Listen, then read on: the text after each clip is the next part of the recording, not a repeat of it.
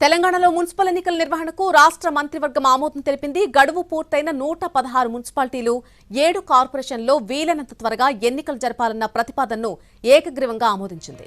రాష్ట్ర చరిత్రలో తొలిసారిగా సచివాలయం వెలుపల మేడారంలో జరిగిన కేబినెట్ సమావేశంలో పలు అంశాలు చర్చకొచ్చాయి. జిల్లాల పునర్విభజనకు కూడా మంత్రివర్గం గ్రీన్ సిగ్నల్ ఇచ్చింది. జిల్లాల పునర్విభజనపై రిటైర్డ్ జడ్జితో కమిషన్ ఏర్పాటు చేయాలని నిర్ణయించింది. ప్రభుత్వానికి సంబంధించిన 14 ప్రాంతాల్లో కేంద్ర రాష్ట్ర ప్రభుత్వ వ్యవస్థలకు భూముల కేటాయింపుకు ఆమోదం తెలిపింది.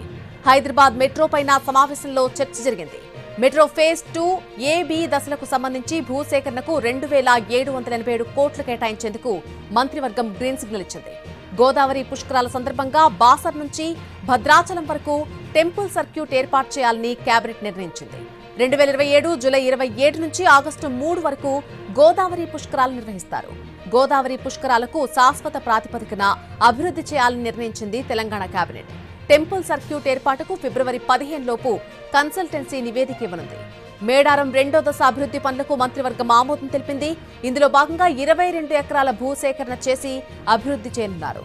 జంపన్నవాగులో 365 రోజులు తాజా నీరు అందుబాటులో ఉండేలాగా గోదావరి జలాలను మళ్లించేందుకు పైప్లైన్ నిర్మాణానికి కేబినెట్ ఆమోదముద్ర వేసింది. ములుగు జిల్లాలో సాగునీరు అందించేందుకు పొట్లపూర్ ఎత్తిపోతల పథకానికి ఆమోదం తెలిపింది.